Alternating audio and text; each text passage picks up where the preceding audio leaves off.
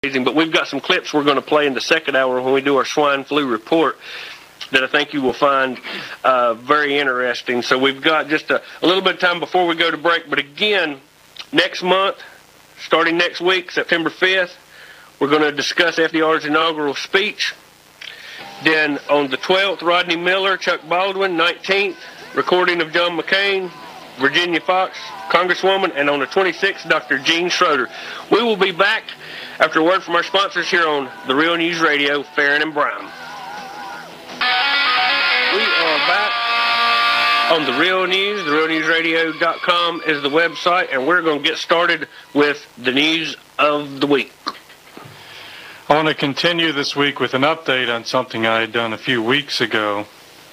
This is on the Russian ship Arctic Sea, a Maltese flag cargo ship that went missing.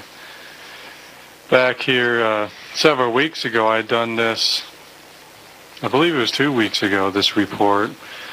The Russian cargo ship Arctic Sea and its 15 Russian crew members and its supposed cargo of timber were due to make port in Algeria August 4th, but hadn't arrived, and was last heard from August 30th when it was in the Bay of Biscay.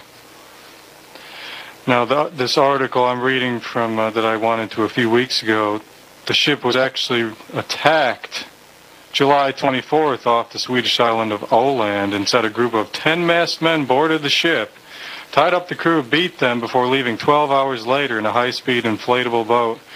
Swedish police said, and this again is a ship supposedly carrying timber going to the North African country of Algeria, scheduled to arrive on August 4th. And there's just been a lot of speculation here, actually, what's going on. And there was an update earlier this week, actually, from Moscow. Russia has chimed in once again, saying top Russian officials admitted Wednesday that a cargo ship hijacked under murky circumstances in the Baltic Sea may have been carrying suspicious cargo, after initially playing down such reports. There's been a little bit of all kind of speculation during this, and there's not been a lot of it on the mainstream press. And this is pretty much unheard of, that any ships are ever hijacked in northern European areas. I mean, this isn't off the coast of, somewhere like Haiti or, of course, Somalia. The Maltese flagship with a crew of 15 Russian sailors was officially heading to Algeria with a cargo of timber, but Moscow's top investigator, Alexander Bestrin, cast doubt on that in a newspaper interview. We do not rule out the possibility that the Arctic Sea transported something other than wood, Bestrin told official government daily. This is why we detained the crew, and we must figure out if any one of them was involved in those events, he said before a committee of Russian prosecutors. The detention of 11 of the Arctic Sea sailors by Russian authorities and media reports that they have been not allowed to communicate with their families have further fueled speculation of a cover-up. Bestrin pledged that in a week and a half we will give complete information about the incident. Separately, the head of the Russian military said that Moscow did not know if the ship was carrying any cargo other than wood. We do not know what it was carrying. We only know that there was wood, and whatever else it was carrying must be clarified by this investigation. He also added it was unclear why the alleged hijackers had bothered to seize the ship in an elaborate operation in one of Europe's busiest shipping lanes. The motive for the hijacking simply is not very clear, he said.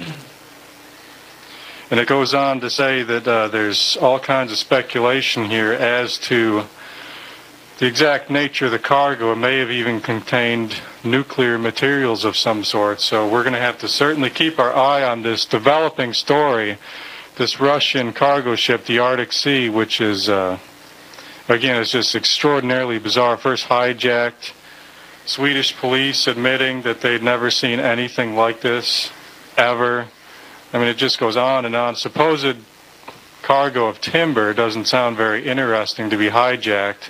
Have your ship disappear, have the Russian Navy looking for your ship. Yeah, the only countries I can think of that really would import timber would be maybe countries like Egypt, where trees are scarce. Yeah, right, Northern European. I mean, that's precisely where I was headed. Probably a load of, some sort of pine poles, or I mean, who knows what. But again, just extraordinarily odd, this story. I wanted to update this. This is something we followed ever since we started, and this was reported this past week. Hundreds of 9/11 first responders die of cancer. New York's emergency services were among the first on the scene on the 9/11 disaster, but put their personal safety in jeopardy. Those involved in the rescue and cleanup operation quickly became national heroes, but now 85% of them are suffering from lung diseases, which they say were caused by huge clouds of dust. Those people are now calling on the state for medical support. So far, the U.S. government has refused to help, and this was reported by Yahoo this past week.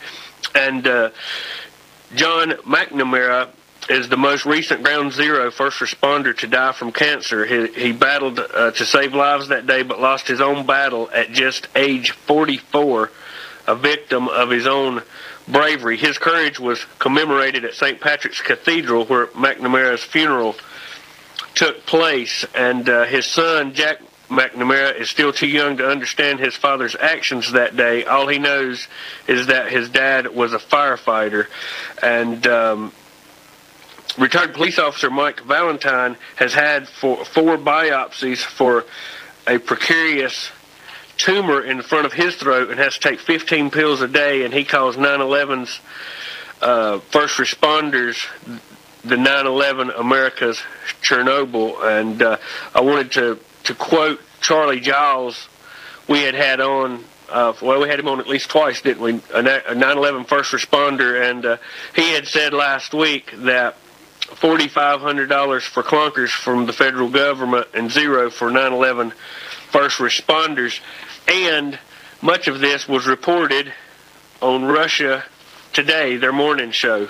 We don't see this in our own media. The 9/11 first responders have been totally forgotten, cast aside to die. It's a national tragedy, and it's a story that we're not going to let go of.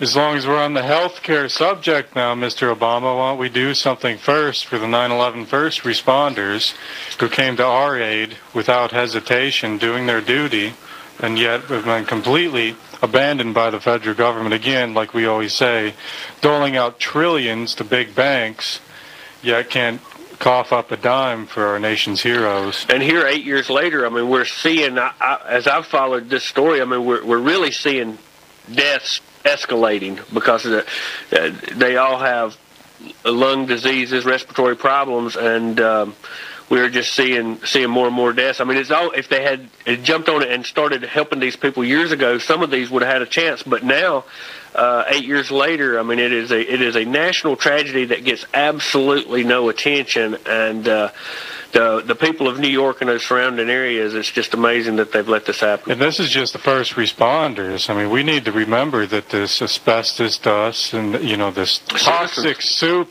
of dust that went through the entirety of everything that is the New York metropolitan area. We're talking, 15 million plus people here.